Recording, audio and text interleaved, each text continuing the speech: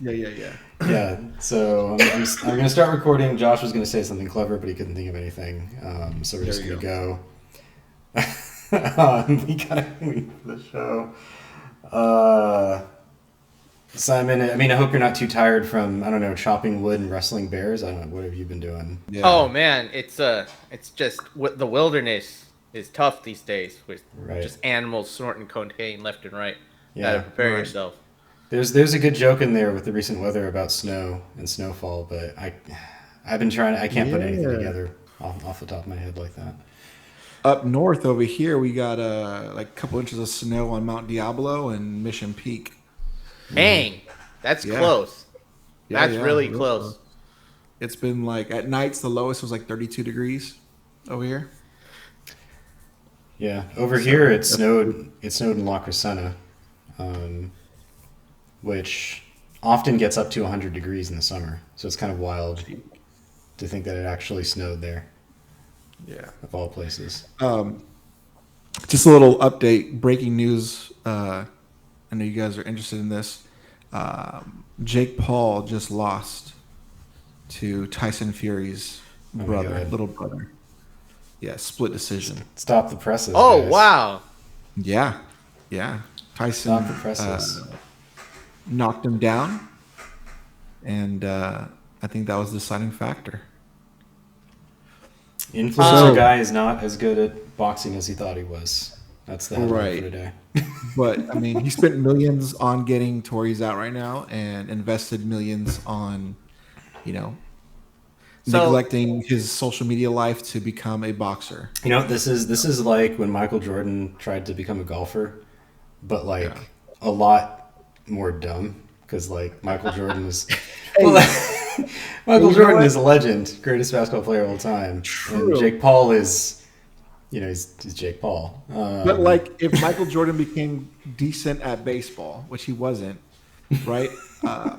Jake Paul has become decent at boxing. He is he's 7-1 right now, and he's fought in professional fighters, not boxers, mind you, but MMA fighters. So he's gotten decent at boxing. He can beat people who aren't boxers. No, yeah, but they fight. That's the thing. They fight, right? Like Anderson Silva, Tyrone Woodley. Rumor is he wants Nick Diaz next. Nick Diaz. Nick what? Nick what? Nick Diaz is somewhat of a boxer. He trains with a professional boxer up here in the Bay Area.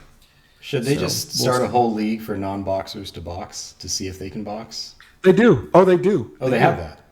Yeah, they have that 100%. That's amazing. And it's a YouTuber. YouTubers, they purely just box each other.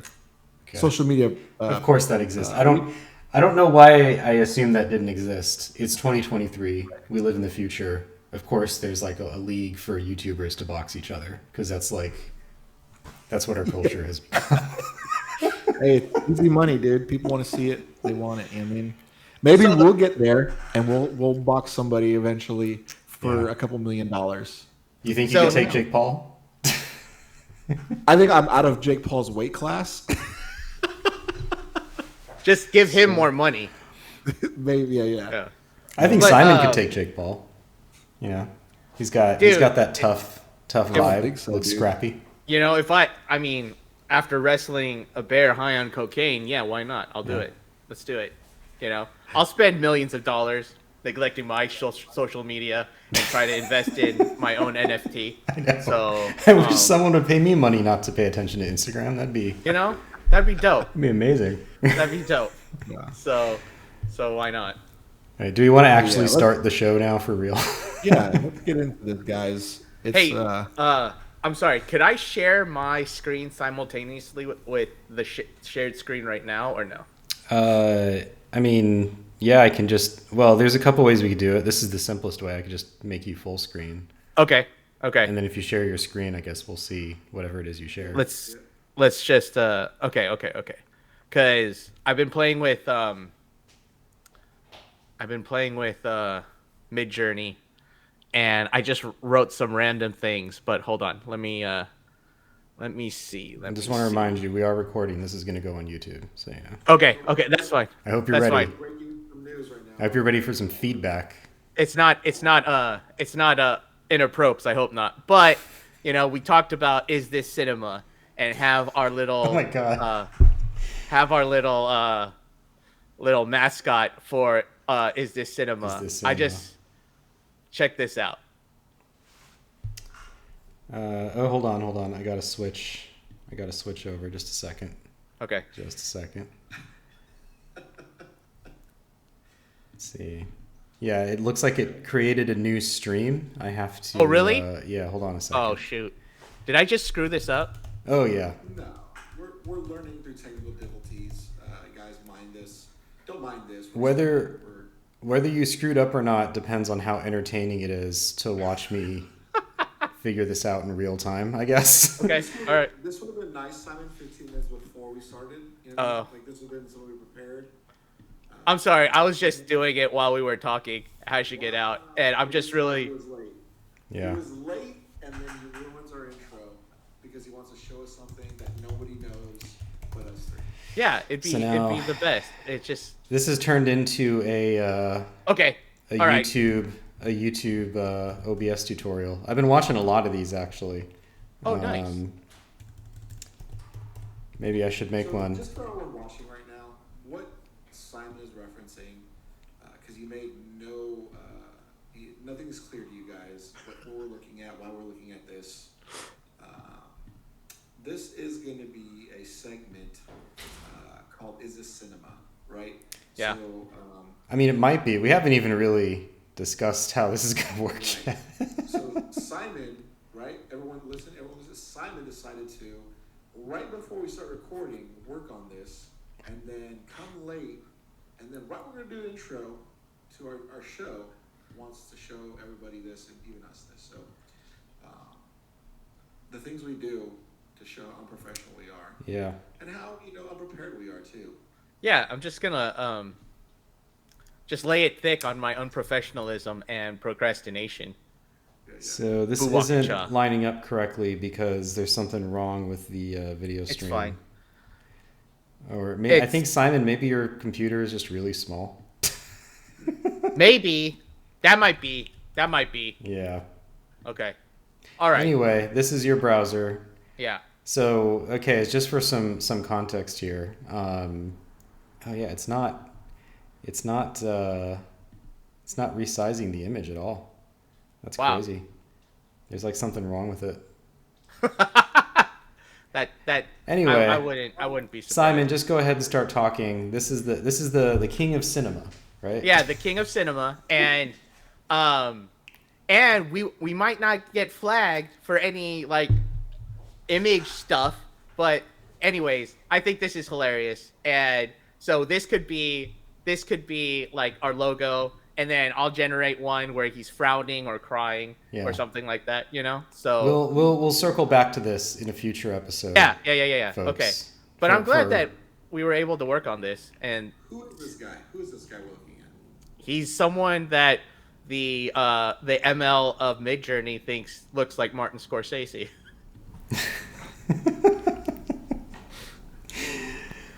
It's okay. Look, there's a lot of context required to explain what this means, but we will circle back to this in a future episode. Yes. But I like that. It's just like, ooh, suspense.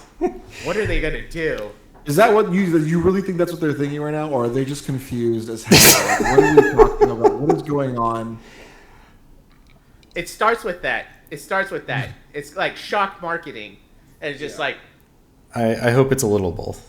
Personally. Okay, let's ready? Try to get this train back on track. Let's by Simon again. Let's kick off the show. Let's do this. Let me. Oh, hello. Let me remove this. Yes, we don't need this anymore. Oh, what? That's right. We don't need Simon. He's just making things complicated. All right, are we ready to actually start? We have have theme music now. Man, that pumped me up. Let's do this. Whew. I got this. All right. I was vlogging before. I was like, oh man, I'm so out of it. Yeah. So, it's all those Zoa energy drinks I just crashed and burned right now. You know what? I was so tempted. I almost chugged one right now, but I'm like, nah, dude, I don't want that hard crash. And I start my new job tomorrow, so. Oh yeah, that's right. Hey. Yeah, gotta go to bed early. Finally, 4 months later, you guys. 4 months later. Yeah. 72 interviews later. Were you counting? Yeah, I actually was. Not 72, but like 17. 17 So interviews. you are counting exaggeratively. That's a pretty big difference, yeah. By an exponential of Right. 17 is still a lot. 17 is still a lot. 17 is a lot, but it's not a 72. So it's very far from you're 72. right. It's called entertainment, okay? Entertainment. see, shock marketing. All right. What are we starting off with today, Josh? What is the? You know what, guys? Did we already play the music? Mm-hmm. Wow. Yeah, I don't know if you guys can hear it. I can hear it through the monitor. Okay. I don't know if you All right, guys. as long as okay, that's It fine. started We'll and then work it on that slowly faded out as you guys were talking. So your conversation faded in. I thought it sounded pretty good, but we'll Nice. see. Oh, sweet. We'll trust you. Yeah. It could sound terrible when it's actually uploaded. We don't know yet. So. Everybody, welcome to the Secret Hideout. You always heard that awesome intro music. Shout out to J7. We'll tag it somewhere. Hooked us up with a bunch of music. Go check them out on any of your listening platforms. Again, appreciate it. Thank you, Uncle J7, aka Jupiter 7. Well, this week was a very interesting week. Not a lot of big headlines, but a lot of interesting tidbits that we're going to go over today. But let's start it off with a very interesting movie that came out, and one that I think all three of us were excited to watch. But for the most part, Simon and Jordan made it a day mission, an evening mission, to watch this very interesting movie that was a somewhat sight to behold. Sure. And it's based off a true story, but obviously exaggerated very much for this. We don't Would know you guys that. call it a comedy? Is It's this a comedy. Yeah. It's a comedy. It's a comedy. Okay. Yeah. It's not It's even like a really. It's not even documentary. really a horror comedy. It's just a comedy. It's just straight up comedy. It's So an you guys, R-rated I'll comedy. leave it up to you guys. Let's hand the baton off to you guys. Share with the audience and myself this movie you guys watched and what it's about. So yeah, why don't you provide a synopsis? Because I think you're a crafter of words, Jordan. You want And I'll me just to ramble on. You want me to introduce the? Okay, I'll try to provide a synopsis for Cocaine Bear. Yeah. That's the movie. Yeah, that's the movie. That was We've the been spec- talking for like 2 minutes. We have. Yeah. This is a review of the movie Cocaine Bear for anybody who's like lost at this point. Should we put a spoiler warning ahead? Spoiler warning or no? I don't care about spoilers. Okay. Well, if I then, spoil the movie for you, I don't care. 100%. 100%, Spoilers you guys. don't matter. We're all adults. Get on with your life. Right. No. Spoilers, guys. Don't Uh, don't stop watching us because we're going to spoil movies. Just know there's spoilers coming ahead right now. Spoilers coming ahead. And you don't know. I might spoil it for you. I like to play it dangerous. And But really, like, to be honest, the spoilers in the title. there's a It's bear about and it does cocaine. And you can imagine what happens next. Yeah, this is the first movie of the year I actually was kind of excited to see. We've been talking a lot about how much we didn't care about Ant-Man and about a lot of other movies we don't care about. And it was nice to go to a movie theater and see a non-franchise film, even if it's about a bear doing cocaine. This is set. What's it set in like 85, 83, mid 80s? Yeah. Based on a sort of based on a true event. This did actually happen. So Simon, I looked into this. The intro of the movie is true. So there was a guy, cocaine runner in a plane. He had all this cocaine in duffel bags, and he had to bail out, like the plane was crashing or something. So he. So real quick, sorry. Close. They weren't crashing. They were, and this is like by pure chance. They were so close to these other airplanes that were trying to intercept them that the pilot knew, because they heard over the intercom, yeah, that's the plane. Once it touches land, we're gonna get it. We're gonna get to it. And so the pilot already, when he heard that, the only reason he was able to hear that is because he's within a certain distance of these other planes, the intercom. So he heard it, and he told his co-pilot, "We got to drop these like now, or they're gonna kill us once we land." Right. So go ahead, continue. So yeah, Thank you, Josh. He bails. I guess you're an expert of American narcotic history, so right on you for giving it, correcting us and stuff. So Simon just can't let you know stuff that he doesn't know. He's just not. No, it makes him uncomfortable. Apparently, I'm really jealous about that right now. That was messed up. But yeah, so the movie opens. You see this guy bailing all the cocaine out, and then turns out, Simon, that was real news footage. So they do use a little bit of real news footage because the guy dies. His chute doesn't open, and he dies. But he leaves duffel bags of cocaine scattered across, and they found one much later next to a dead bear, and it looked like the bear had gotten into it and had OD'd on cocaine. Just ripped one of the packages open, and I mean, I don't know much about cocaine, but I assume anything more than like a teaspoon would instantly kill pretty much anything, which is what happens.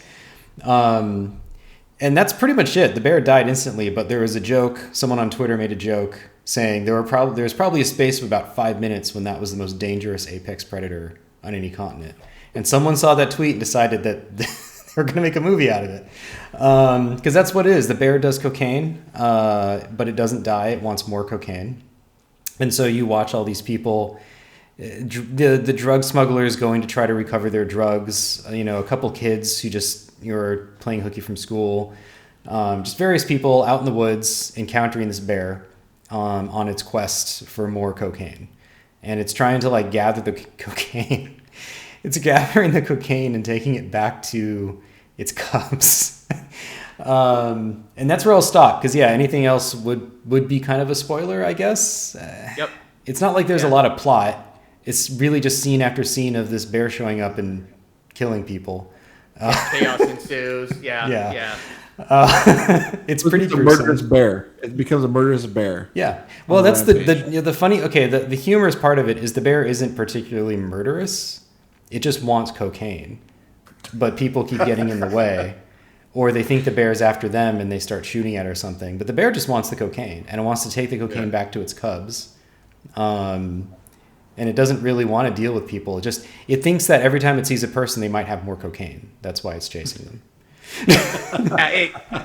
You can see at the end of the movie, I think it was a post-credit scene where they make the association that human beings have cocaine. So whenever they see a human, it's just like it triggers them to go for it and stuff. Mm-hmm. So, yeah. So that's the. So synopsis. Overall, what do you guys rate it? Was it some watch? Was it something you want somebody like other people to watch? Is it something that's skip it? I think they should watch it. I think this is, as a matter of fact, I didn't know this, but my sister was angry at the fact that I watched it before she did, and I was just like, why? It's just like, because I thought it was such an obscure film. Why didn't you invite her, actually?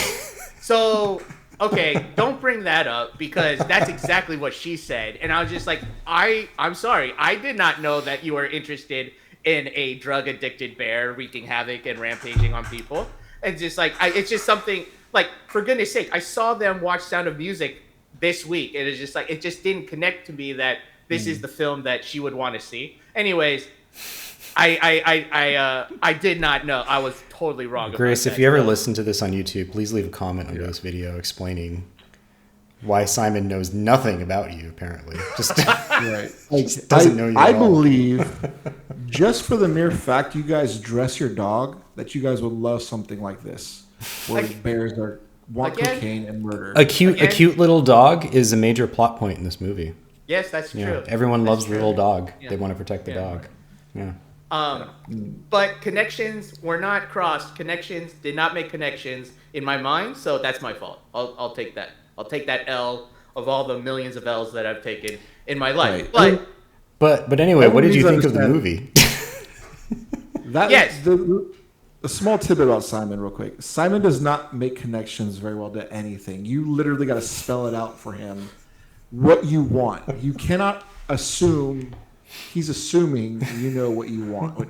So just spell it out. Say, but he has to be he assumes as well, just as much, right? He just assumes no one wants to do anything at all ever. So that's why he doesn't ask anybody to do anything ever or anything. Like he'll come to your house with food, but not offer you any because he assumed you have food at your house. Obviously, you have a kitchen and a refrigerator, right? So I'm just like, well, I don't want to impose and ask to eat your guys' food, so I'll bring my own food, right? And so, right, but you don't ask if we want food either. So you come and eat food. So in front of again, I'll admit. See, I brought it up. Connections weren't connected, so this it's is like. Simon is a very polite person, and if you take politeness too far, it kind of bends back around, becomes rudeness because like it's like I don't want to bother anybody, so I'm not going to mention that I have food, or I'm not going to ask what anyone wants to do. I don't want to impose. So I'm not going to tell my sister I'm going to go see this movie and ask if she wants to see it because I don't want to get in anybody's way. Just make a fuss. Right. Simon is literally Reed Richards. He's like the smartest, dumbest person in the world. He really is. He's the Reed Richards of the group. Like he nothing is malice. There's no like intent to hurt anybody, but it's just he's oblivious and that hurts. His obliviousness hurts us. 100%. So anyway, let's wrap up this review of Simon. Yeah, and get back to the review of indeed. Cocaine Bear. Thank you, Jordan. Exactly. I think people should watch it. So one of the things that I didn't know, Elizabeth Banks directed this, and there are certain movies that she did. I just went on IMDb.com, Pitch Perfect and Charlie's Angel reboot she made prior. I weren't great. I wasn't thrilled about especially the Charlie's Angel reboot. I didn't think it was a great movie. Pitch Perfect was okay. This was like on another level, and I think she did a really good job making this movie. It's made well. The editing is fantastic. There was certain moments where it's just like, well, why is the bear doing this? And then it's like, oh, this makes sense now, and all this and that. But it was very good. It is a comedy because of the fact that the children are in it. Like if you take the children out of it, it's just like it's this really crazy. I wouldn't even say comedy. It was just this. It's this muck up of chaos and. There's another version of this that just focuses on the drug dealer guy, who's played by Ray Liotta, the legend himself. This was his last film, by the way, so that's another thing to note. There's another version of this that's more of a black comedy that's just those guys, right? And where it's them and there's like a detective who's after them and them sort of having to I mean, I guess you'd call it a truce because, the bear shows up and right, and they all decide that they'd better deal with the bear first. Right. But the inclusion of the kids does lend it kind of a Goonies vibe. Exactly. Right? That's again, right. It's not just set in the 80s. They really lean into the 80s. Like the way people dress, the score, everything about it is very, very, very 80s, right? It's like this electro synth 80s sounding score. And you've got these two kids who are kind of like these precocious kids who, are probably a little too grown up for their age and they're getting themselves into trouble. There is a scene I mean, this is kind of a spoiler, but I feel like it's something people would want to know. There's a scene in this movie where children eat cocaine. Just eat it. So just be aware of that. That's the kind of movie this is. Not a lot, but a little bit. Not a lot of, they don't eat a lot of cocaine? Not a lot. No. It's like they Mary Poppins it. It's like literally spoonfuls of sugar. Yeah. And that's the thing. That's the funny thing. So historically, like, the bear ingested cocaine, and in minutes it dies of a heart attack. Right. I think what makes it funny is like I feel that this is kind of the children or a kid's assumption of what cocaine is, like what they heard like at school and on the commercials, like don't do drugs. It's like, oh well, what is cocaine? And like it literally is a movie of like what kids would think cocaine does to you. It's a cartoon. Yeah, right. Yeah. It's like apparently it has resuscitative properties, cocaine. Once you inhale it, like you get back up after being shot a couple of times. So it's just like it's like this magic thing Yeah, there is a scene where like they think for a minute that the bear might be dead, but then like someone drops a bag of cocaine and like a little cloud of it wafts towards the bear, and it kind of like and it gently inhales some of it, and its eyes pop open, and it goes like Super Saiyan. Yep. Eyes super dilated. Just like it just goes crazy. Yeah, exactly. Yeah, I would say I think it's cinema. So that's the question. That's the question. It's cinema. It's cinema. It's a little loose. It's probably longer than it needs to be. Like in between the really insane scenes of the bear just going nuts and like, you know, chasing an ambulance or, you know, climbing up a cliffside or it starts like dancing with one. It does weird stuff in this movie. Yeah. There's also a fair amount of, you know, like just people walking around. Talking, right? It's mostly pretty entertaining. It's good dialogue. They're good actors, but you know, it's like they probably could have trimmed this a bit to really ramp up the energy because it's going for this coked up energy, right? And it has it in these scenes, but it's not like consistent throughout the movie. There's a fair amount of it of just like, you know, a mom walking with a kid through a forest and they're having a conversation, right? So you know, it's definitely, but it's still worth seeing. It's definitely a strong, like, go see this as like a matinee. Probably helps if you're drunk or maybe on cocaine. I don't know. That might be the opposite kind of. I know. Maybe that's not a good idea. Right. It's probably not a good idea. We're not condoning drug use. That's not what we're saying. But yeah, it manages to reach the level of cinema for me. I think it's worth it. Yeah. All right, there you go, guys. Go out there and watch it. It is cinema. So that's one segment we're working on. Shows to watch, shows to review, and is it cinema? And that's when our friends here, Simon and Jordan, will be going out and hitting the streets, hitting these movies to watch the ones that you guys don't know if you want to watch, and we'll be letting you guys know if it's good or not. If it's cinema. It's cinema. And our little buddy with the crown and the thumbs up that we seen earlier is part of this. So it's all, we're working through it. All right, we're working through it. We've literally never talked about it before, like right now. So yeah, right. I just dropped it on you guys. Yeah, really. So that's what the opening segment was about when we started recording. Okay. So thank you, Simon. Yes. Yeah. You guys are welcome. Thank you, Jordan, going out there and watching it for us. All right, so next is a fun segment we call Jive Talk, previously known as Word on the Streets, where we used to go and talk to Simon's uncle and auntie at the laundromat. The laundromat. Now we're hitting the streets and just listening to people's Jive Talk, everything that's going on out there. As of recently, 2022 for DC didn't lead off with a great movie bang. As far as news, we got great news from James Gunn. He had in early January or late January let everyone know his plans for the first half of the new DCU, right? DCU, and pretty exciting stuff we went over on a couple episodes ago. Check that out. But as far as movies, they have not been panning well. Starting off with Black Adam. Stellar cast.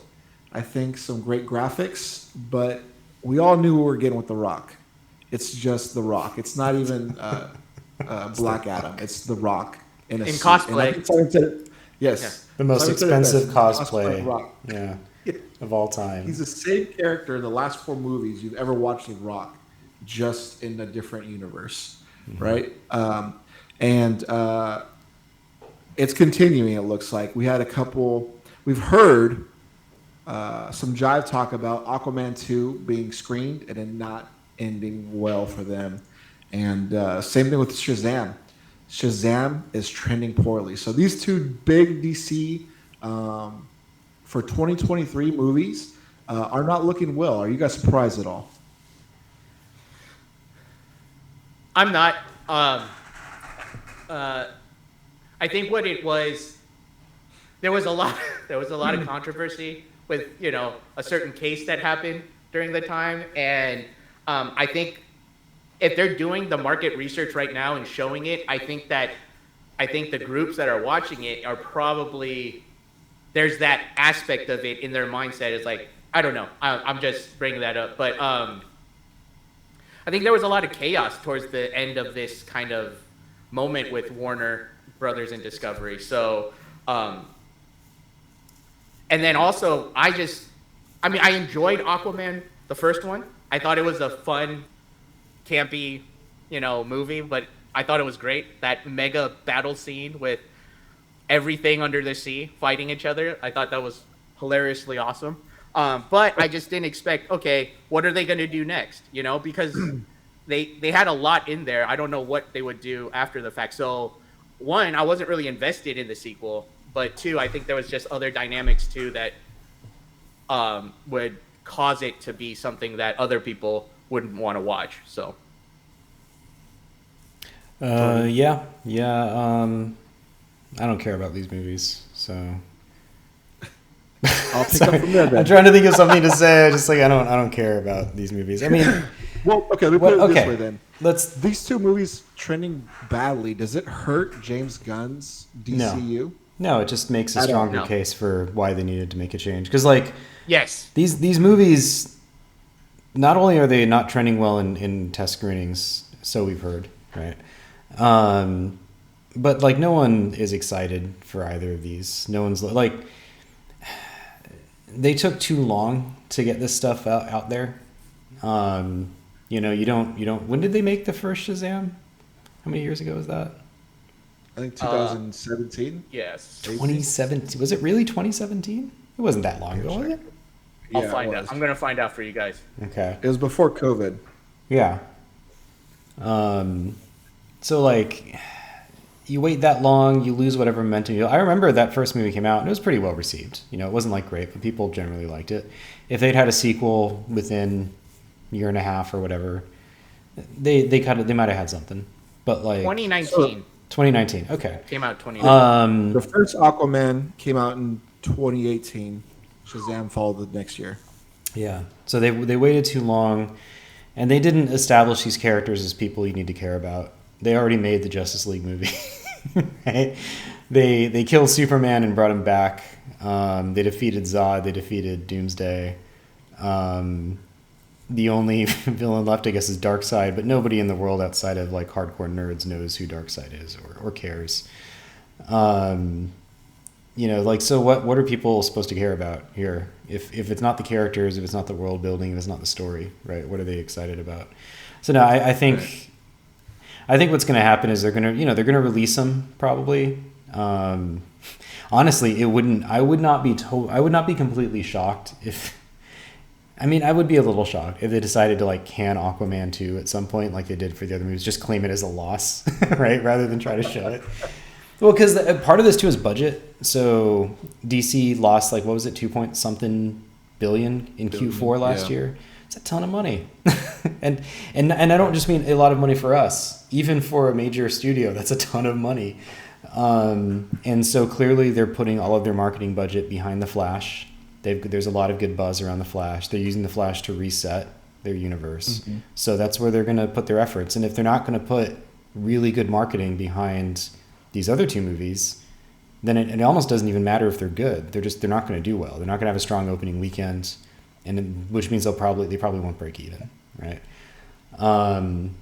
Yeah. So yeah, and plus,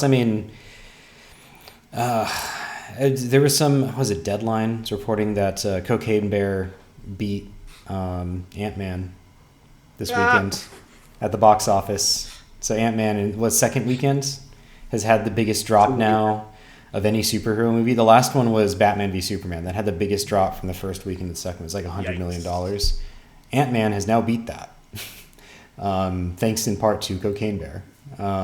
So yeah, this is not something you need. When the MCU kicked off, people got excited because it's a new thing. They're introducing these new characters. They're kind of slowly teasing out a story. So far, the MCU hasn't really teased out the next thing, clearly. Mm-hmm. Presumably Kang, but what does that even mean? No one knows yet. Right. Gunn, for to his credit, I think with his initial announcement and the way they want to structure this, it looks like they will be taking that approach of, building out a bit of a story and getting people engaged, right?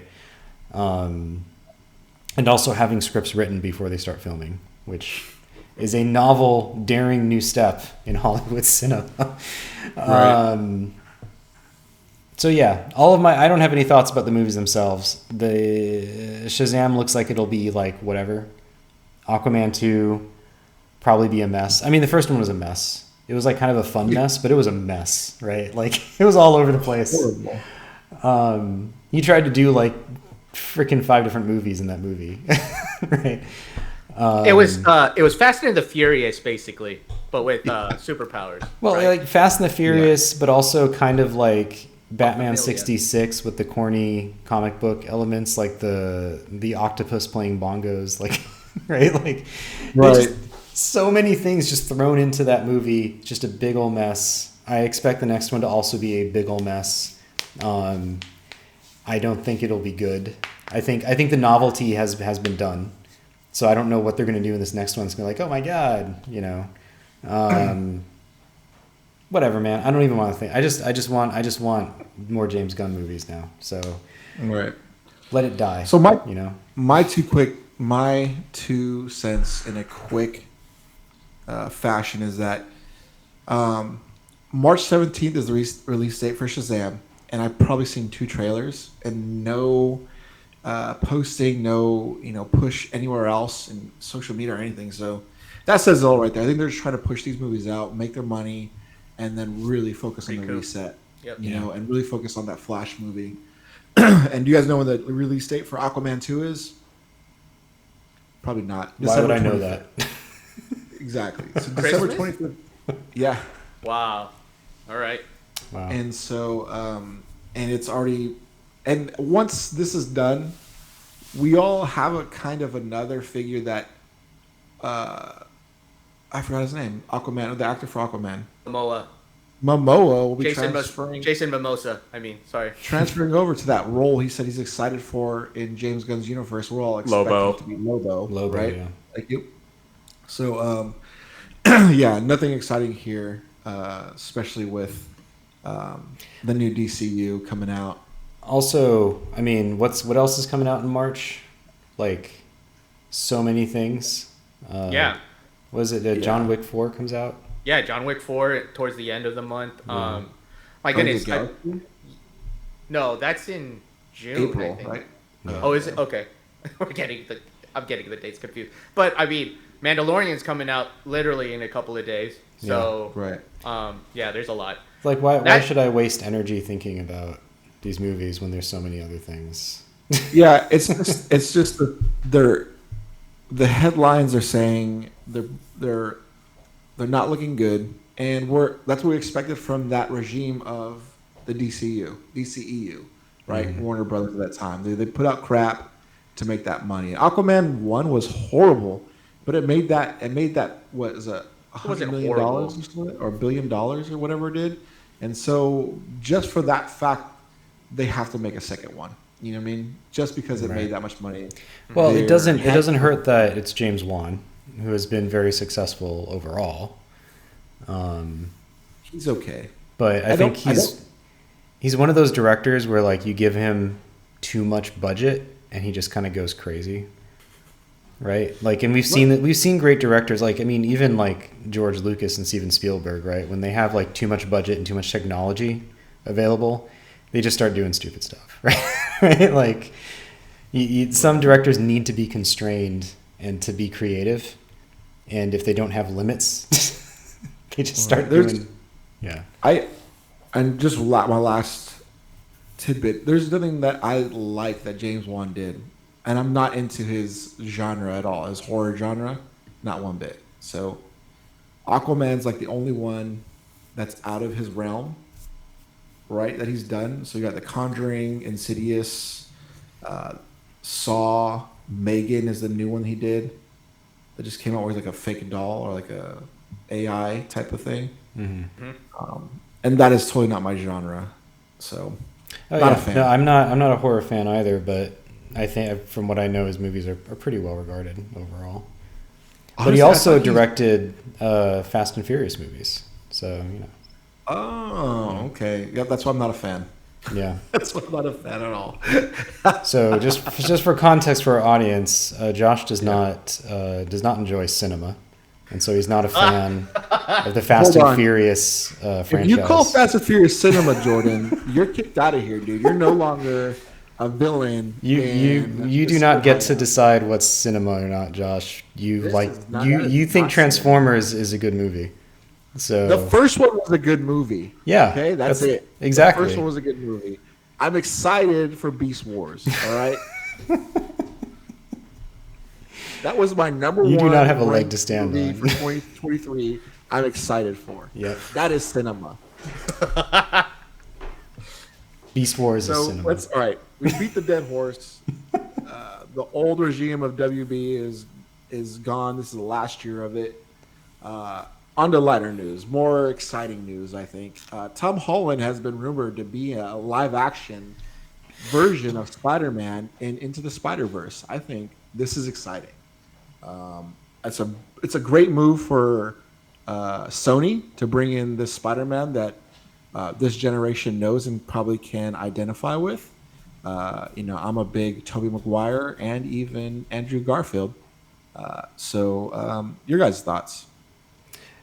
Yeah, I think this is if it really is a live action cameo. They've played with the idea in Spider-Verse that like different universes are really fundamentally different. So like the aesthetic of those movies is peculiar to that universe because they have characters from other universes where it's black and white or everybody is like a living cartoon. So I guess it makes sense that some of those universes are just normal three-dimensional realities. But also in The Last Doctor Strange, there is like this scene where they're kind of jumping through all these dimensions. And one of them is like literally it's a cartoon dimension. They're animated for a second, like with drawn outlines and stuff, right? So I'm always a fan of that kind of, as someone who likes animation, right? I just always get a kick out of them trying to blend animation with real life. And so seeing, I think I mentioned Cool World is probably the first place my mind went. Because it's not going to be like Who Framed Roger Rabbit, where it's like it's a Looney Tunes style cartoon world, right? But whereas in like Cool World, this guy, a real life person, walks around in like a cartoon world, and I assume that's what they're going to do. Either that, or one of them goes into the MCU and walks around in the real world as a cartoon. And either way. The best thing about the Spider-Verse movie was that it just pushes, it basically throws everything it can right at the screen, every idea that they can think of. If anyone else wanted to do this, I don't think I would trust it, but I think the team behind it clearly has a handle on what they're doing. And I want to see them, just go balls to the wall and see how far they can push the medium. It's interesting to me for that reason alone. Even if it doesn't have any impact on the quality of the movie itself, right? Just like, try it. Whatever you can think of, just throw it in there. Like, you can have a universe made of crayons. I don't know, like, right? Try it. Let's see what happens. So,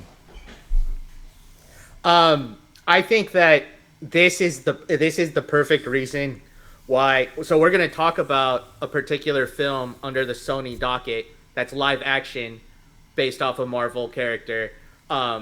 And we have thoughts on that. I just say, just throw that away and just work on Spider-Verse. Just do Spider-Verse movies, yeah. Just do Spider-Verse movies. If this legitimates some connection to the real world or live action MCU, just forget everything else and just focus on this, because I love the first one. No Way Home was a good movie, but basically it was a buffered, more demurred version of the first Spider-Verse movie. The first Spider-Verse movie was absolutely great. The story was phenomenal. The same message from No Way Home is basically the same message of the Spider-Verse movie, but it's done so much better with so many more characters. It's I'm really excited about this. So I can't wait to see it if it does happen. No, yeah, you bring a good point. And I think rumors are, I think we heard a rumor last week that Amazon might be picking up Spider-Man Noir. And That's because of Into the Spider-Verse. That's nothing else. I don't think people read the comic books, are excited about it, and we're like, we need this in live action. I think it was literally watching. You don't think it's the legions of Nick Cage fans just clamoring for for more? I really do. I don't know if we'll get Nicolas Cage as Spider-Man Noir, but I think we're going to get a form of on Amazon, and that's a great look. And I think Spider-Verse is showing everyone how to do Spider-Man correctly. Like you guys said, it's a great film. You get everything: humor, heart tug, and just your old school ideology of just a hero, what a hero is, right? None of this anti-hero stuff, or it's just a good old bad versus good. It's not trying to be cynical about it, right? Yeah, that's right. Right. So I'm excited about this. Anything the Spider-Verse wants to do, and that team, whoever it is, I say let them do it, man. I honestly would say let them have literally the reins to any Spider-Man property going forward, and let them dictate. Well, so here's a question I have to ask, right? Because they're doing Spider-Man because Sony has rights to it, and now they're also. I mean, I don't know if we want to segue into the other Sony Spider adjacent property. That we want to discuss. Why not? We'll just slip into the segment. Our next segment, guys, is you don't have to take our word for it. We just give our opinions on facts that we know that are out there right now, things that are coming out that our studios are saying, or things that we know that are concrete, and we just give our opinions. So go ahead, Jordan. Yeah, so Venom, they're doing more of that. Well, so excited. I haven't seen the other two. I don't care about this. They're apparently gonna try to make a bunch more of these spider villain standalone things. But not only are they like standalone movies, they're literally like they're just in their own worlds, on their own, doing whatever. And it's just like it doesn't make sense, and I don't think anyone really cares. And I think the first Venom succeeded largely just because it had Tom Hardy in it and people knew who he was, right? But man, why don't they just make those movies in the Spider-Verse? Why don't they just make a Venom movie in Spider-Verse? Or why don't they just make Venom a movie about Miles Morales fighting Venom? Like, they could put those characters in there. They could make those movies there. They could, approach them with the same level of creativity and passion that they clearly have for the animation in Spider-Verse. A lot of these characters, I mean, look, Spider-Man is a pretty silly character with a lot of silly villains. Right, like the Rhino is a guy who's in a big Rhino costume. Like, that is like one of the challenges they've had with the live action movies is translating some of these characters into like a slightly more grounded, realistic world. But like in Spider-Verse, they can do whatever they want, and they could just bring back classic versions of these characters and not have to compromise on the way they look or what their abilities are, right? And they can have Spider-Man 2099, as we've seen already, in different versions of the character, and it's all fine because it's like a comic book come to life, right? Right.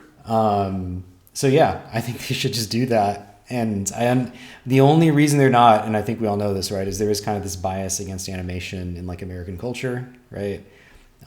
Whereas like in Japan, you can make a summer blockbuster animated, and it's totally fine. But in a place like the States, you can't really get away with that, or at least people think you can. I suspect they could. With the right marketing, right, enough budget behind it, I think that they could. But you know what's funny too? Sony is a Japanese company, right? So they should know that.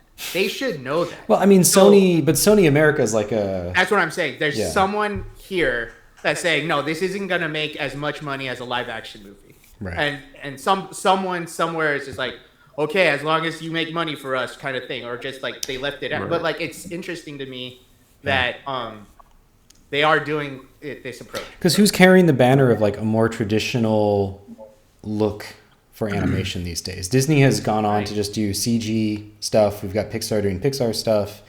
Illumination. I mean, there's a dozen other studios that all kind of look the same. They have that kind of general. It's the look that all cheap animated movies have now, right? And then they have a bunch of licensed music, and they hire a bunch of like, B-list celebrities to voice the characters. But who's making like classic sort of 2D style I mean, even though like it's not technically hand-drawn cell shade animation, they still approach it with a 2D aesthetic, right? The Spider-Verse movies. No one's doing that. And they could totally own that space. And I think there's like an audience for it, you know.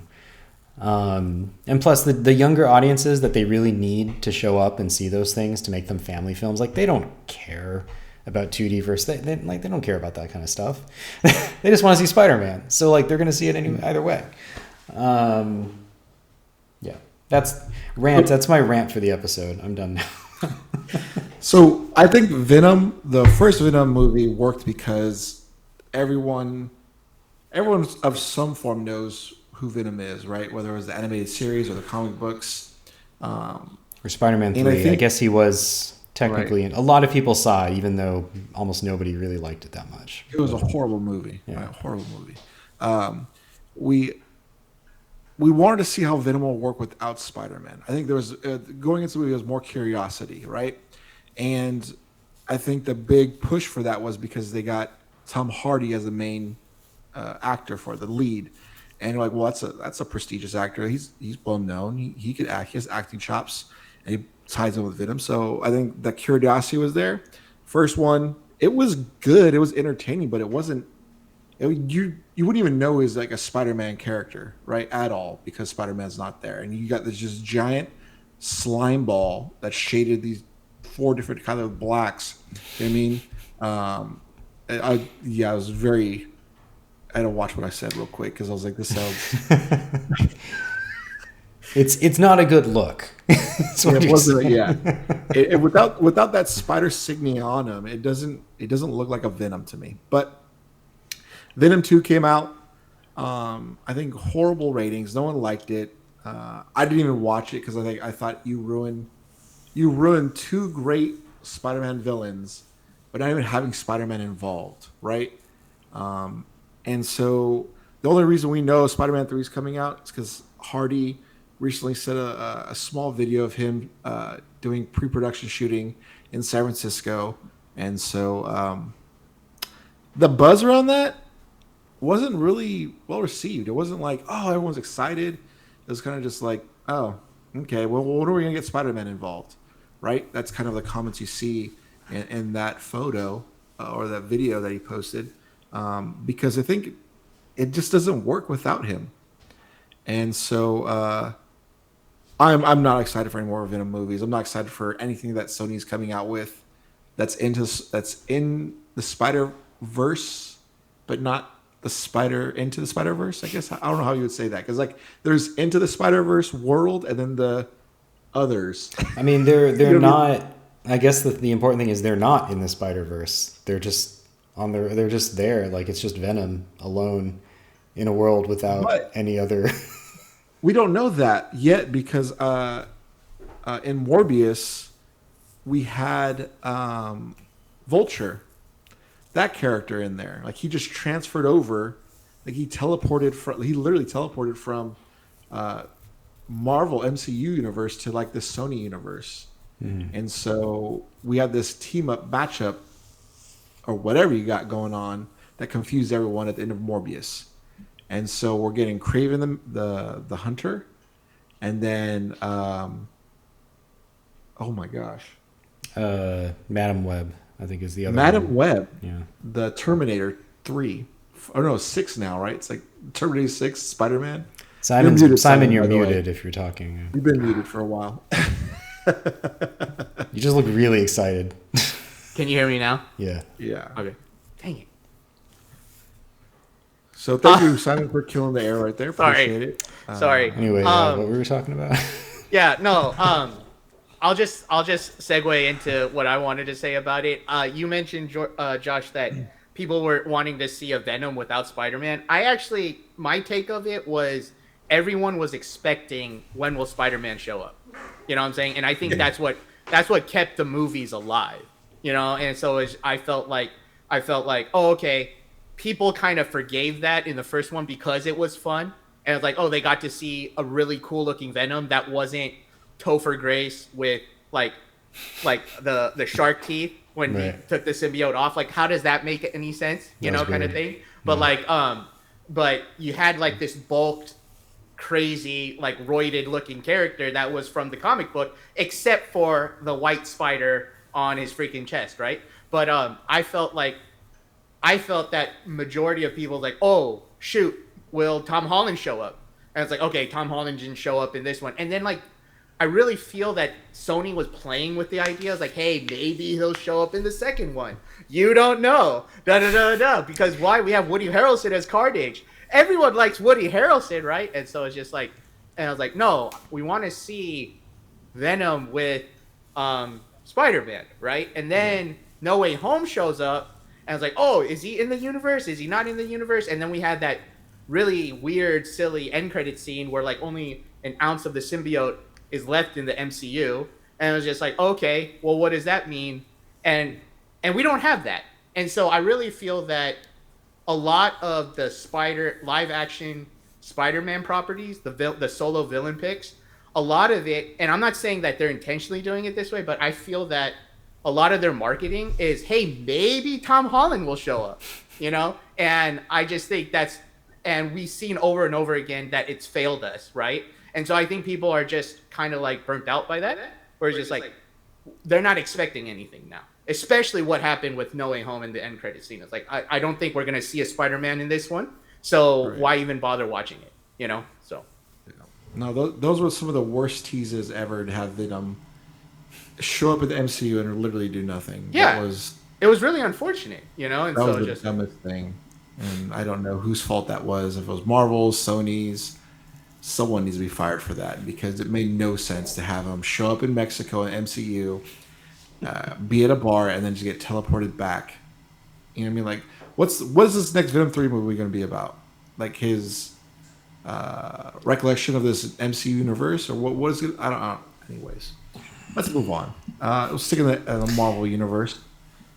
Simon, Steven Yeun is joining Thunderbolts. How do you feel about that? That's great. I'm really.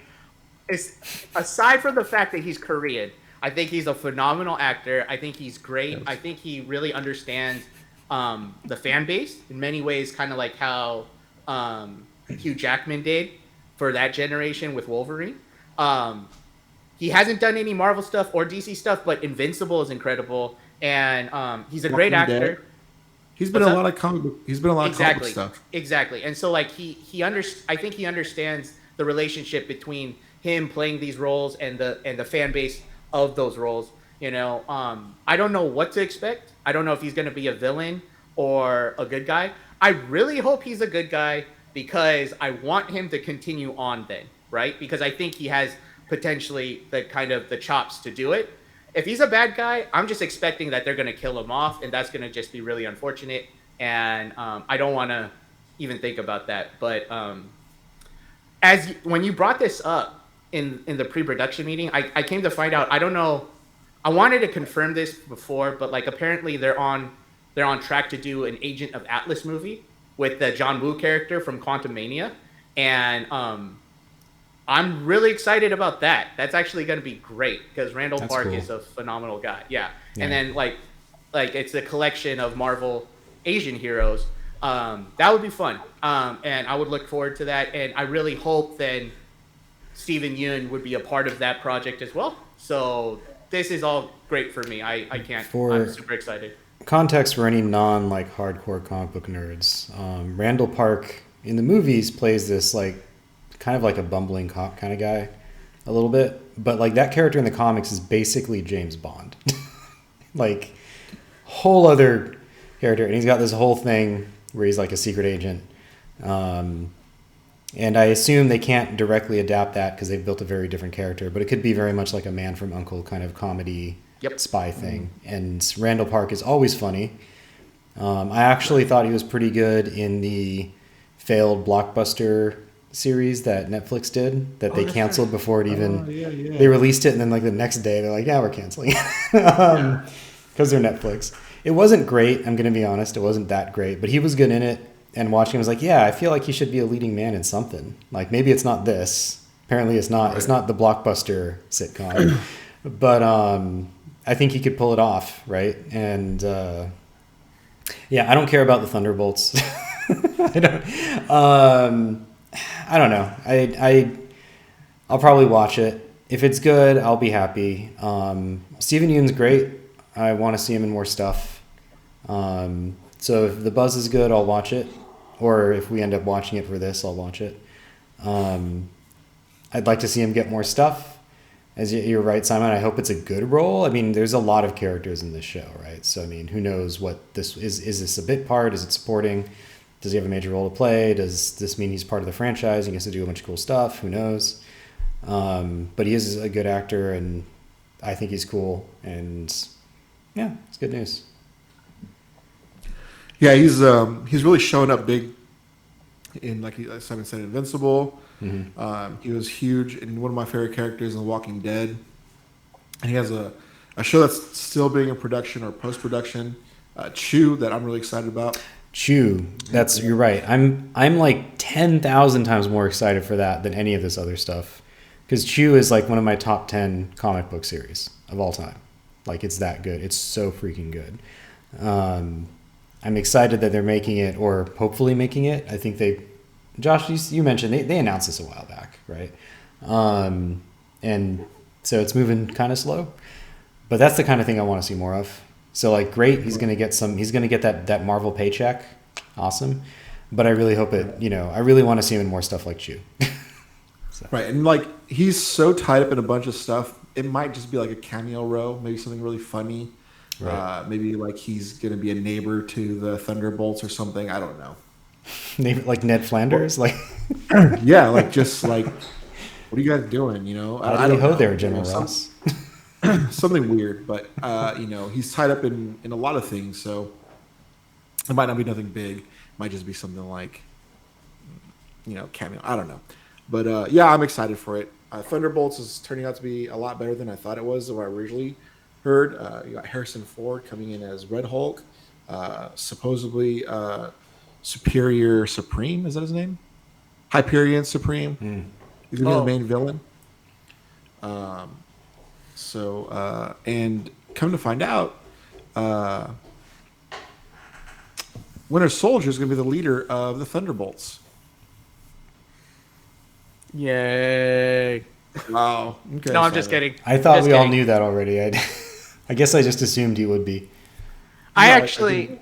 Because like I actually am excited about this. I thought from the very get go, I was like, oh, okay, I think this will be a fun movie. So that's just all these other news about it. Aside from the geriatric abuse of Harrison Ford, it sounds great. So.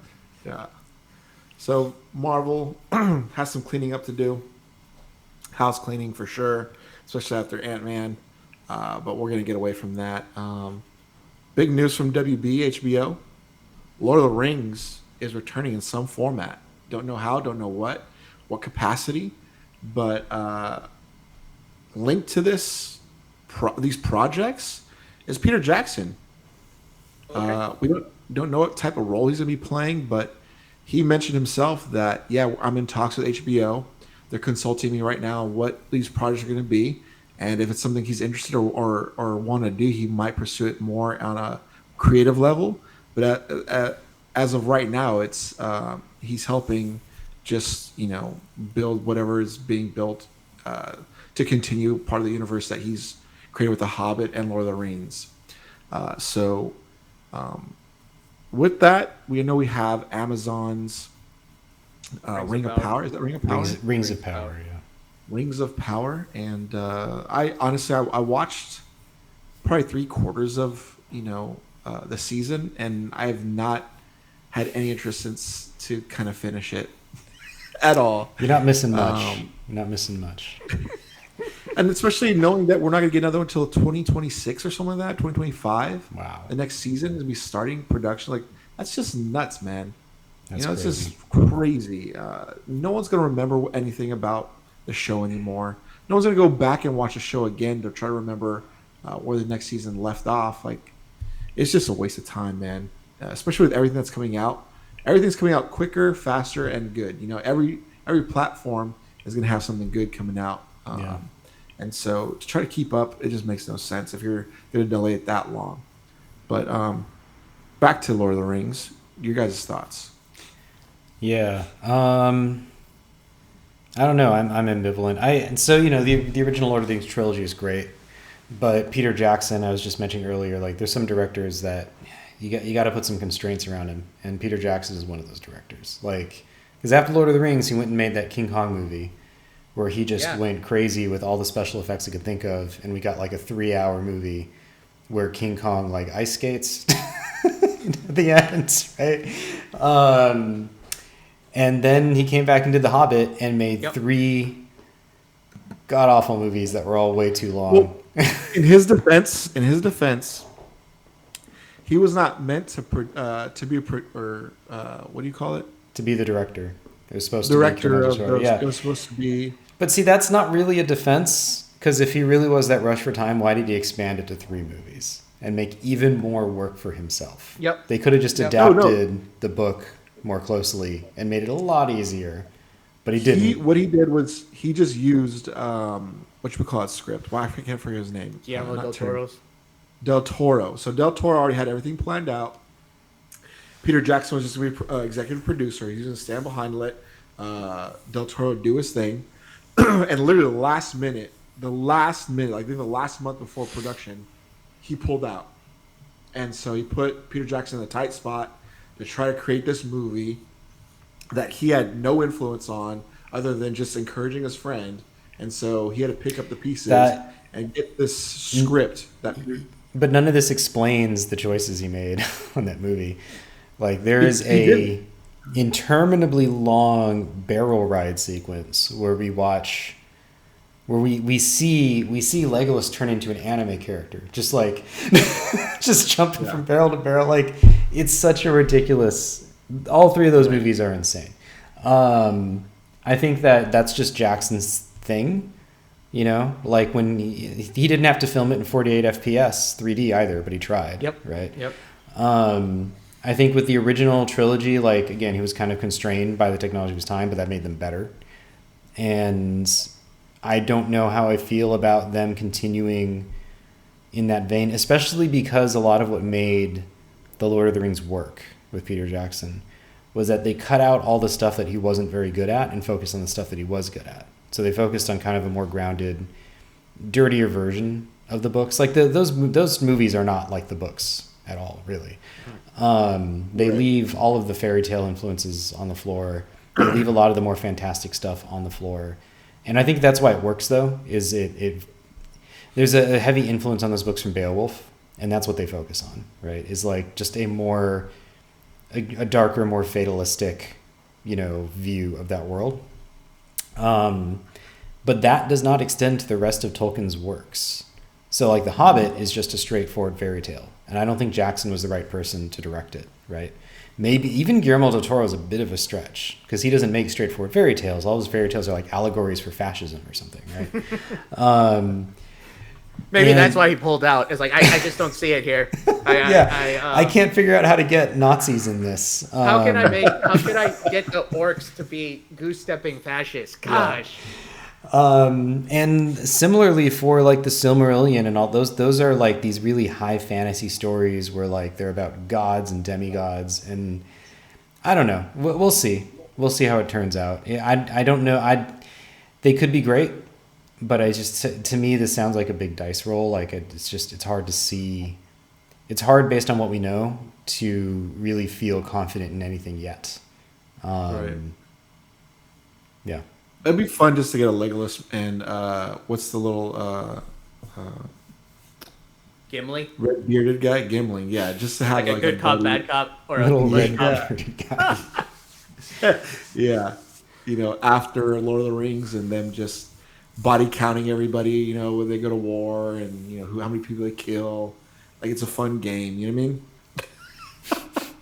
But we don't know what kind of fashion or what form of show or movie we're going to get. We just know something's in the works with that specific line and those specific characters. Mm-hmm. I know before Amazon purchased the rights, Netflix was in the running and they wanted to do a Gandalf and Aragorn movie or show for Netflix, and I thought that would have been pretty cool, especially Aragorn trying to build up his kingdom, and then in the backdrop Gandalf kind of being his super hippie, whimsical self showing up when he wants to and being very discreet about things, you know.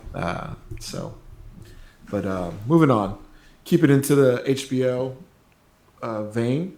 CineCon's coming up, and HBO DCU just announced that Flash is going to be one of their profile movies they're going to be showing there. And for those of you that may not know, but CineCon, I didn't know this until recently. CineCon isn't just like a Comic-Con.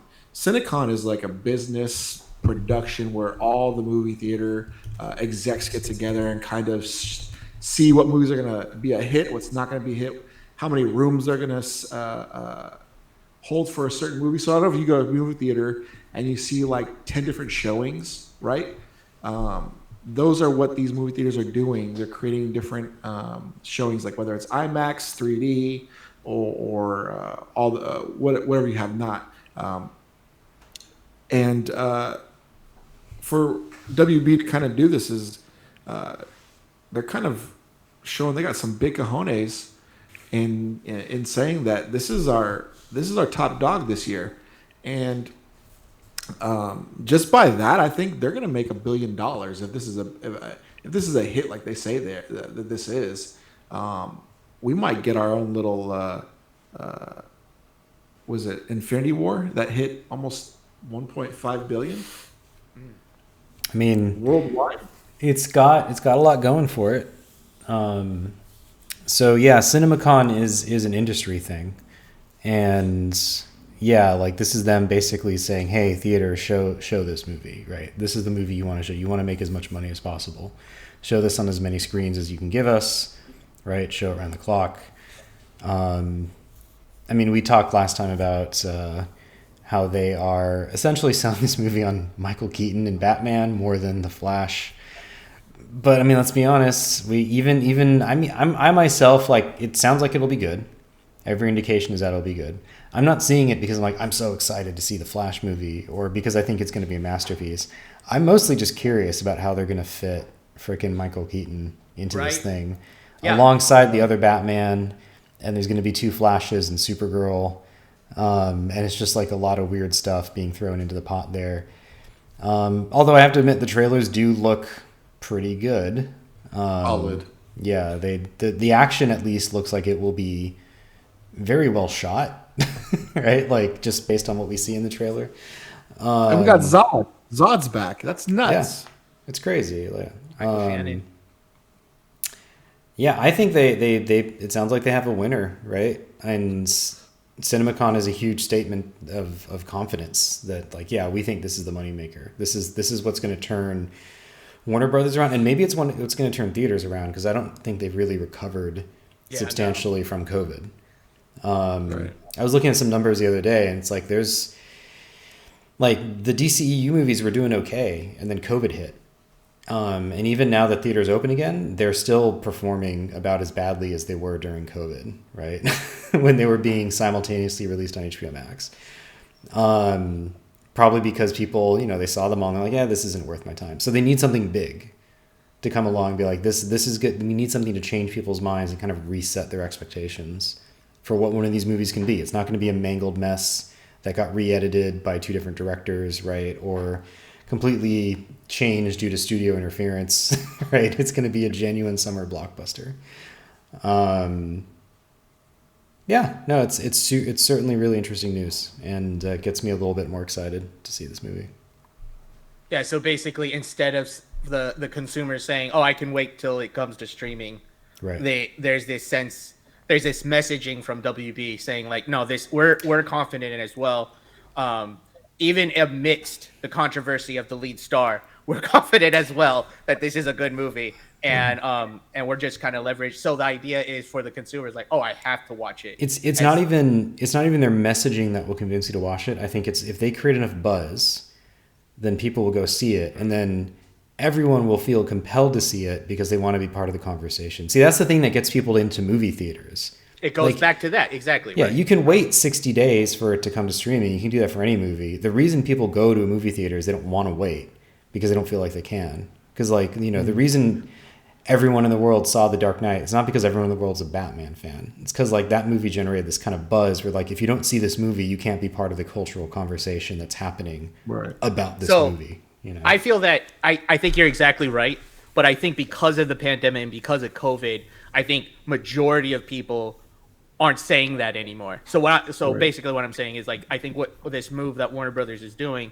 is to ignite that back up again, right? And so it's just like they want to get back to that place where they can release a movie that drives that kind of buzz, that convinces people they gotta see this, right? Even if they don't care about the Flash or they don't care about Batman '89 or Zod or whatever, right? It's like, oh, this is the thing everyone's talking about, you know, like Infinity War, or Dark Knight. Yeah, they have to hit because this movie was announced back in 2014.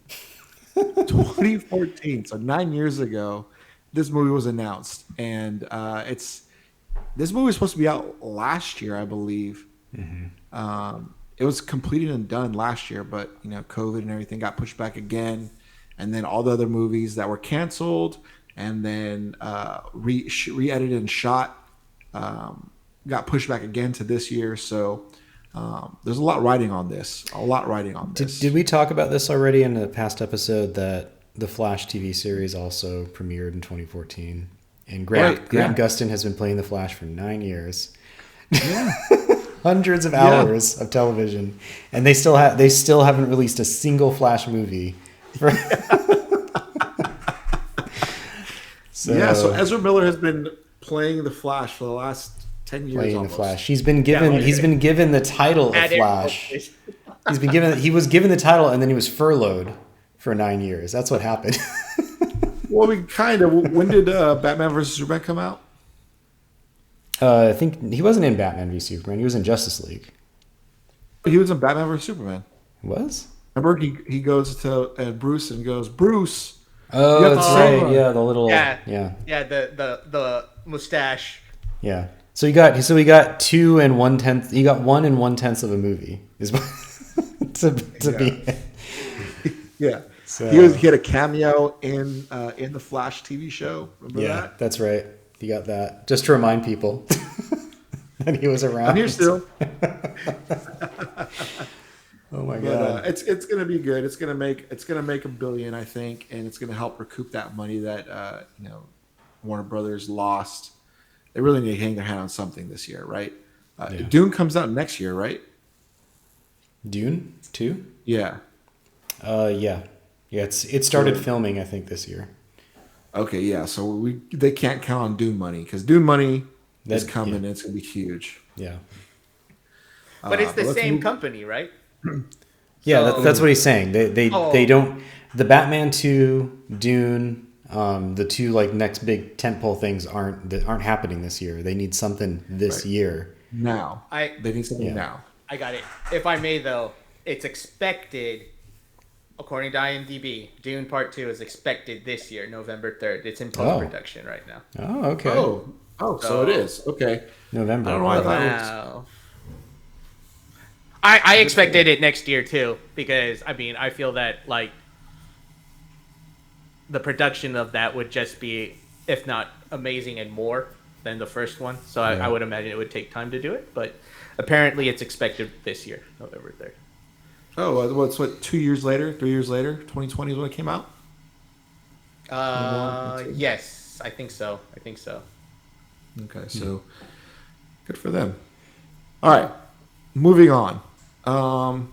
And I honestly could care less about this. And maybe you guys are more excited and you guys are into that stuff, musicals and all. But Roger the Musical is hitting Disneyland California.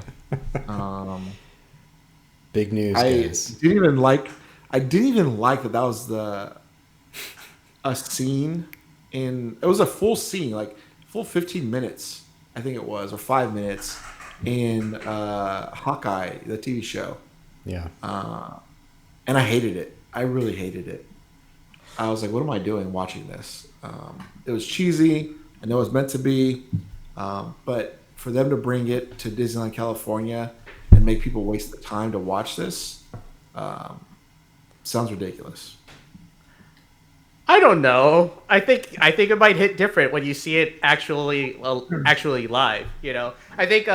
I think Broadway performances and theatrical performances hit different when you actually go there to see it. Like, for example, they did the same thing for Hamilton on Disney Plus. I would imagine it would be. But let me interject real quick. They put a full-on production though.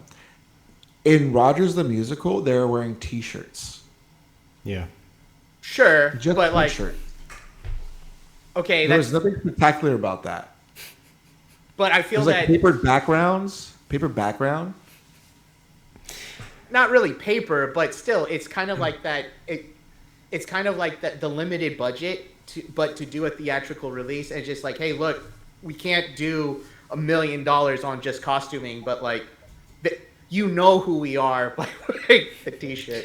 But, so I hope that this is exactly like it is in the show, right down to the Hulk's makeup not really fully covering his face, just the green, the shitty green makeup. I hope it looks really bad, and I hope they hire people who can't sing that well. I presume that you won't have to pay for this because you have to pay to get into the park, right. So I don't mind it, as long as you can get some popcorn and. It's not going to be like an hour long, right? So it'll be fine. You could also get shawarma, by the way. There's a stand right next to that. Is there actually a shawarma stand? You can actually get shawarma and popcorn. It's the complete experience then. You can go get shawarma. I can watch a bad musical. It'll be just like I'm in New York. It'll be amazing. There you go. The true off-Broadway experience. Now, I think this is they're probably not going to run this for that long, and it'll be fun. Yeah.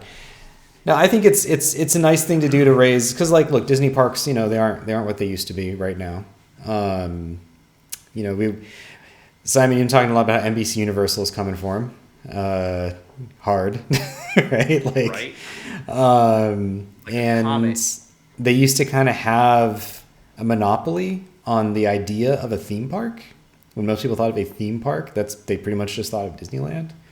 Other parks either weren't theme parks like Magic Mountain or Six Flags now, or they were kind of dumb themes like Knott's Berry Farm, which is just like Old West. Like, okay. Disneyland has an Old West area, so I don't know why you need a whole park for that. But look, I mean, the parks took a hit under Chapek, and it looks like Iger's rolling back some of that stuff. But also, like, Universal's expanding to new markets that Disney doesn't have any footprint in, right? So that's not good. And their crown jewel, right, in Florida is under assault by both climate change and the Republican Party, right, at the same time. So if you don't know, Ron DeSantis, he's a lovely guy. Seems like a really cool guy. Is attempting to take over every aspect of life in Florida in one way or another. And one of the things he's done is taken over the Special Services District. If you're a fan of Disney, you may know that Disney essentially runs their own county in Florida. It's like 36,000 square miles. And they initially bought it because Walt Disney didn't want to start a theme park. He actually wanted to build a utopian city that he was going to run and administer himself. Just so fun. They do have a neighborhood. You know that, like, Disney does have a neighborhood of housing. They do. That they, it's nuts, dude. Yeah, they did eventually build a couple of planned communities. If you're interested, the YouTube channel Defunctland, and we should probably put a link in the comments, I guess. But Defunctland has a whole video about Epcot. Right, so the city was going to be called Epcot.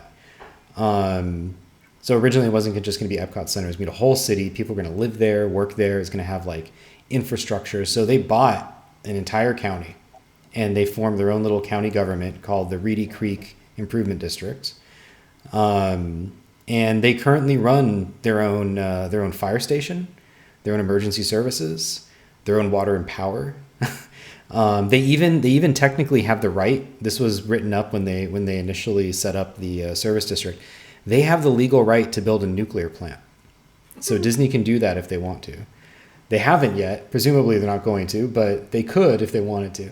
But anyway, yeah, DeSantis like won in court. They passed a law.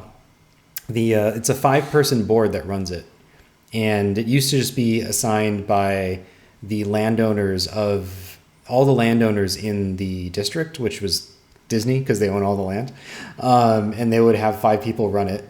Now those 5 people are picked by Ron DeSantis, so he's probably just going to be able to like hand these out to like his boys, right? Like his cronies, whoever it is that he wants to placate. Apparently he's doing this to there's a bunch of articles you can find online of him doing this to other services districts as well. Disney doesn't have the only one. There's a bunch of these. They're usually smaller, much, much smaller. They're like planned communities where people set up like retirement communities. And apparently DeSantis is making a little project out of like taking these things over and kind of handing control of them to various cronies of his that he has. But this is important because guess who else is trying to form their own special services district right now? Universal. They want their own. They're trying to set it up themselves so they can have the same deal Disney has. So yeah, like they need to really step it up and get more people interested in their parks again. Right? I've been avoiding going there because I hear, like, especially from Simon, I just hear all the time. It's like it's gotten so expensive. It's always crowded. They're nickel and diming you all the time. Like, I haven't been to Disneyland in years. I don't really feel any compulsion to go there. I haven't thought about Disneyland in years. It used to be I would go occasionally just because there'd be some big new thing that opens or some event.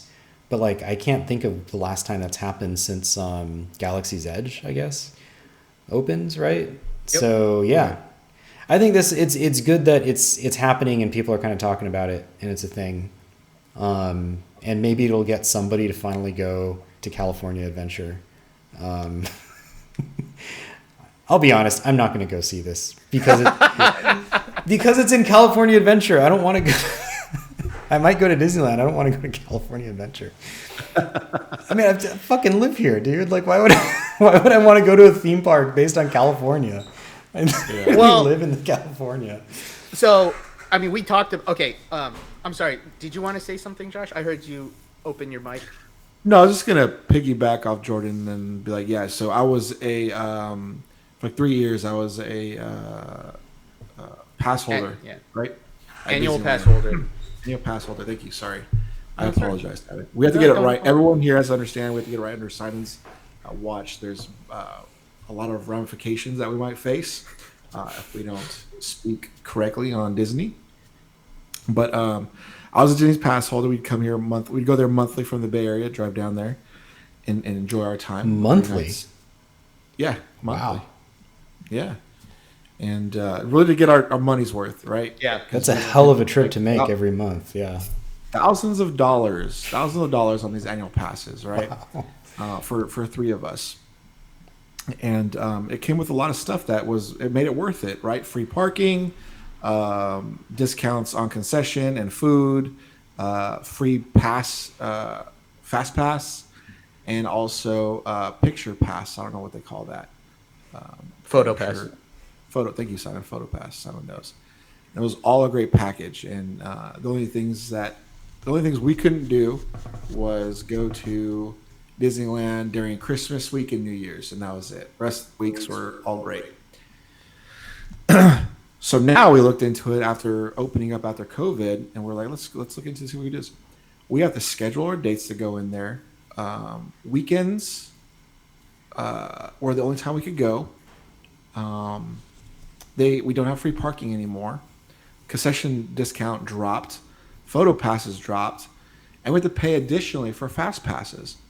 And so my father went there a month ago, and he bought his $200 tickets.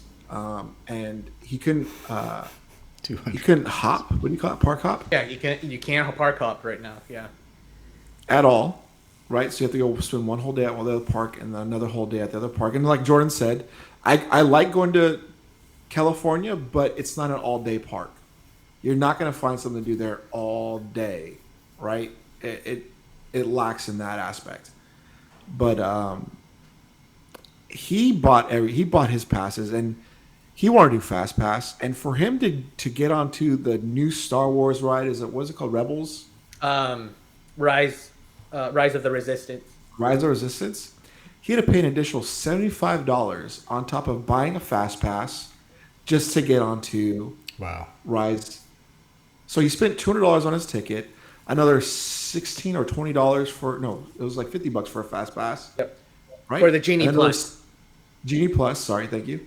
And then another $75 just for that ride. Lightning Lane. Yeah. Wow. Talking about really penny pinching, Disney penny pinching. $325. Yes. That's wild. Yes, and I'm finally not exaggerating. I'm serious. That's what it costs. And crazy. He couldn't park hop. He had to pay for parking. All that stuff, Yeah. And and not only that, but a lot of shows have been cut. A lot of those things that you loved about Disney have been taken away, just so that they can make the money they lost during COVID. And so I'm hoping Iger comes in and saves the parks again. Make it affordable for everybody, because at this point it's not really affordable for everybody to go to take a family. And that's my little rant. So Simon, go ahead. I have a lot actually, but after that, one of the things. So Jordan mentioned, why would I go to a park about California since I live in California? And we had a discussion off camera in regards to what Disney is now as a company as a whole, right? Mm-hmm. Especially like with Iger's tenure before, and how he acquired so much IP, and like I remember back in the day, like when I first heard that they bought Marvel, I was like, oh, okay, great. So basically one company basically has my childhood in their hands, and they'll do whatever they want with it. So if it doesn't work, they could just throw it in the vault, kind of thing. And basically we were talking that, what is Disney now? Is it the creative giant that it once was, under its eponymous, beginner, which was Walt Disney? Or is it a holding company of just all our treasured IP growing up as a kid, And DCA now is a reflection of the latter than the former, because there's nothing there that's California-esque anymore. Like, I remember back in the day, there was 2 rides specifically when DCA opened, where there was Soaring Over California. I loved that ride. I thought that ride was dope. I was just like, oh my gosh, this is so awesome and like so interactive. Now they have this fake around the world crap that's like CGI, all CGI. And there's like these polar bears playing at your feet. And it's like, why would you want polar bears playing at your feet? You're dead. You'll be dead. It's like, no, this is Disney. Anyways, I'm going overboard on my rant. But like, what we see now is there's a Pixar land, there's a Marvel land, and they're going to continue with that with this new project called San Francisco from Big Hero 6. That food court area is going to be that. There's old school. There's this old school IP of Silly Symphony, Goofy Ride, and Ariel on this other land. But everything else is basically holdings of their IP. It's no longer, there's nothing California about it anymore, except for the fact that it's just its name, right? But I think what's going on is it's an expression of the attitude that Disney has, right? It's just like, oh, we can just ride on the coattails of what we purchased, and we're just going to milk it, even in the parks. And I think they just, hopefully, with this universal competition coming in, and even like I can't confirm this, but like I was watching a video on, and like even Six Flags are going to do huge things, like globally, like internationally. You know what I'm saying? So there's that as well. And so it's just like, it seems like, yeah, Disney needs to wake up, and even though there's kind of lackluster in the parks, in the last earnings meeting, the parks were still their moneymaker. They were still, that was the most profit that they got from the parks. Not the expected streaming service, not even their movies. It was the parks that kept a sustainable stream of income for them. You know what I'm saying? And and I think more and more people are getting this. Dude, if they don't do anything until Universal opens, it's gonna be drastic. It's gonna be dramatic, and I don't know what they're gonna do. You know. So you mentioned like Universal and Disney not keeping up. It's funny that Josh has to drive all the way down to LA to go to Disneyland. So one of the interesting tidbits from that Defunctland video about Epcot is that they actually had to do a feasibility study because they were worried that creating a Disneyland in Florida would steal business from the one in California. Like that's how small the country was at the time. They actually thought that they were worried that this other park on the other side of the continent would compete with their park. And the study showed what I think most people today would expect, which is like, no, all the people who go to Disneyland, they come from the western half of the country. So you put a park over here, you'll get the eastern half of the country. But that was a long time ago. And the population of the United States is like 10 times what it was then. And they've got two parks right next to each other and they still can't accommodate all. Like, this is why it's so expensive, right? Why isn't there a Disneyland in Northern California or Nevada or anywhere else, right? And, NBC Universal sees the opportunity and they're going for it. Disney doesn't seem to be really doing it. In the past, there were projects to start other parks and they all kind of fizzled out in different ways for different reasons. But it's kind of weird that they haven't pursued any of those in the last couple decades. And I think a lot of it comes from, look, Iger is clearly a really great businessman, right? I think that's his strength. But Disney was founded by a creative, right? Disney is maybe one of the handful of companies out there where like the guy who founded it started off, as the animator, right? And was a creative himself and then built a business. And then since Walt Disney died, they haven't really had another person who had that same vision, right? So now Disney's turned into an IP holding company of just like they bought Pixar, they bought Marvel, they bought Lucasfilm. That might be why they saturated the market with like Marvel and Star Wars stuff so fast. They don't have anything else to really put out there. They don't have any Disney stuff that's as good. I think they do need. I mean, Iger's only back for a bit, right? He's got to find a replacement again. And whoever he brings in, it really does need to be like a visionary person, right? Who can make these decisions and like take some risks, right? Build some new parks that may not fit the mold of their current parks. Make the Disney brand mean something again. The Disney logo itself is not significant anymore. It's all about Marvel and Lucasfilm.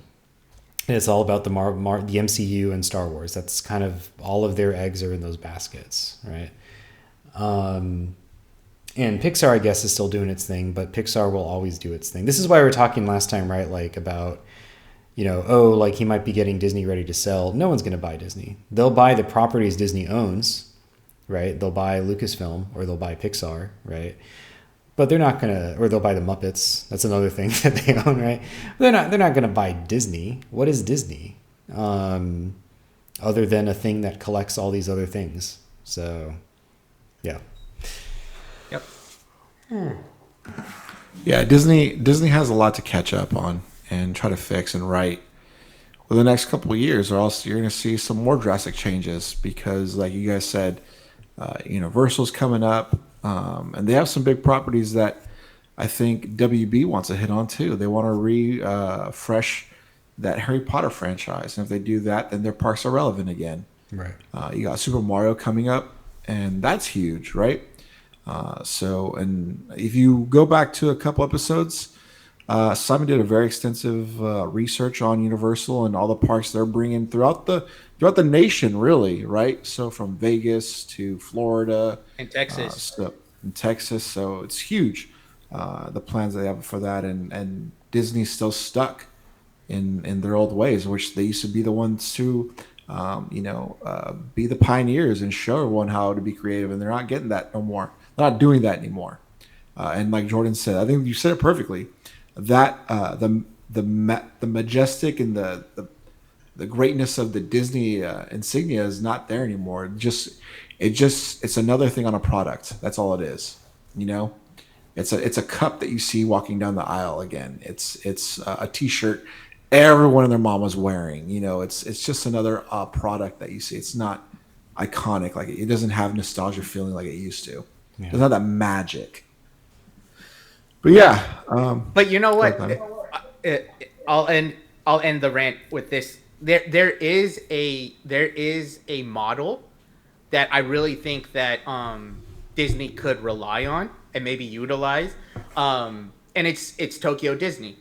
Now Tokyo Disney is not fully run by Disney. Basically, the company that built these parks are just purchasing the IP from Disney, but they purchased obscure IP for this one particular park called Tokyo Disney Sea. It's their own thing, but they use Disney IP for it, and they made it their own. And like the thing in particular that I want to bring up is they purchased 20,000 Leagues Under the Sea. So all the H.G. Wells IP that Disney had back in the day, they bought that, and they said, we'll make a land out of it.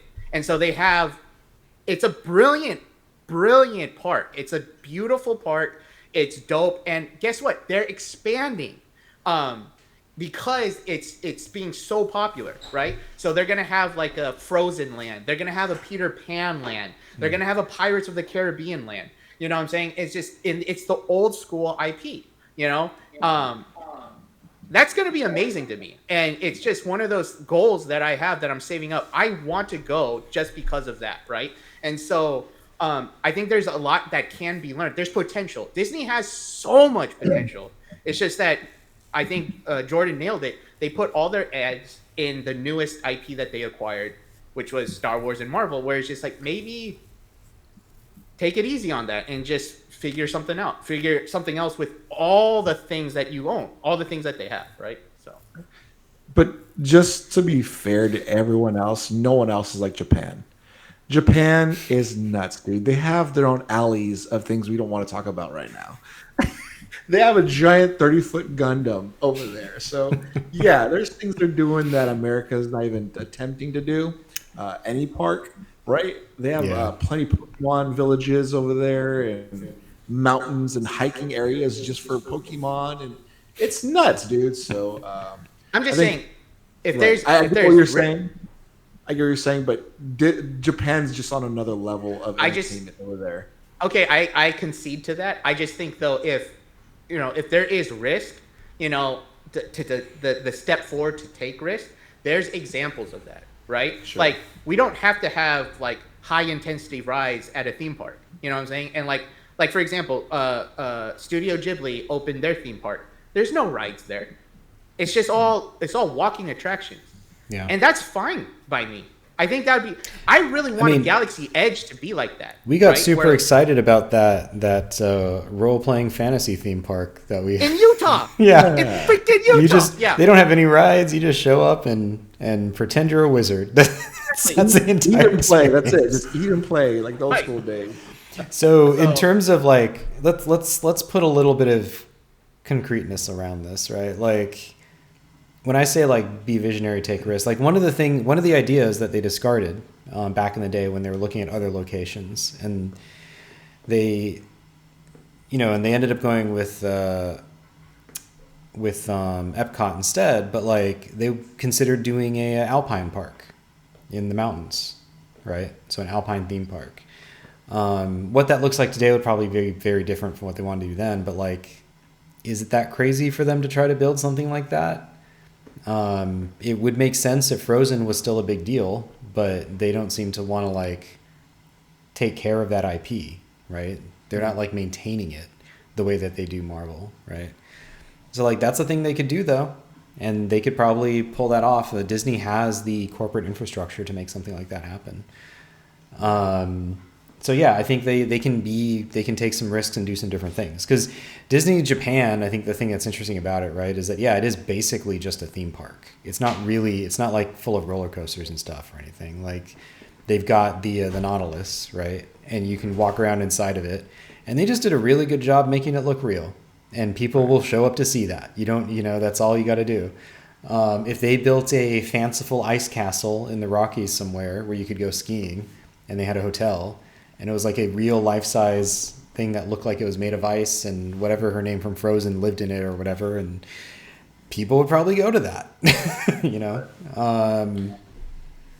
So anyway, some of my favorite rides over there. I know you said they don't have to have rides, but some of my favorite rides are there are just those, like the Winnie the Pooh one, Little Mermaid, Monsters Inc. Like those ones are amazing to me. I love those things.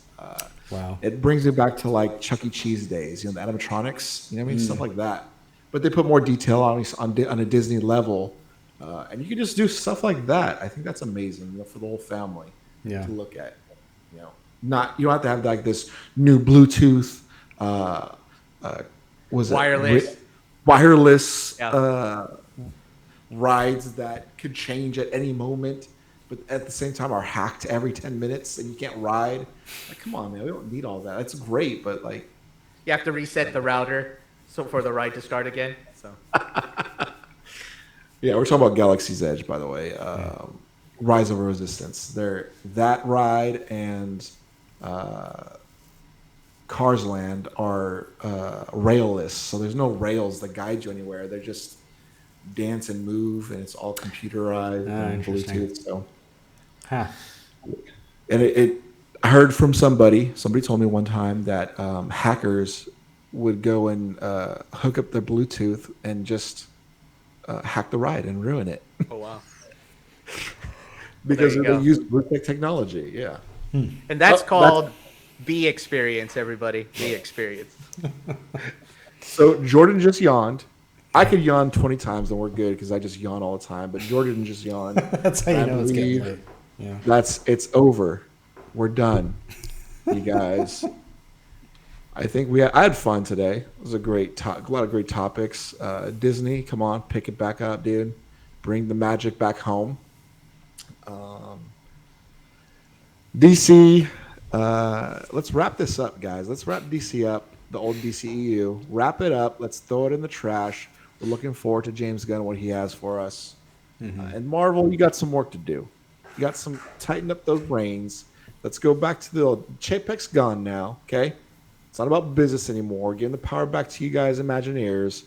Let's start focusing on getting back to Marvel that we love, that I love, because Jordan doesn't love Marvel. Jordan loves underground, dark, unknown. I'm waiting for them to make that Love and Rockets adaptation. That's what I'm getting excited for. And Simon just wants a new Rocketeer. That's all Simon wants. He's just I would love a new Rocketeer. And a live action Little Giant. Is it Little Giant? Iron Giant.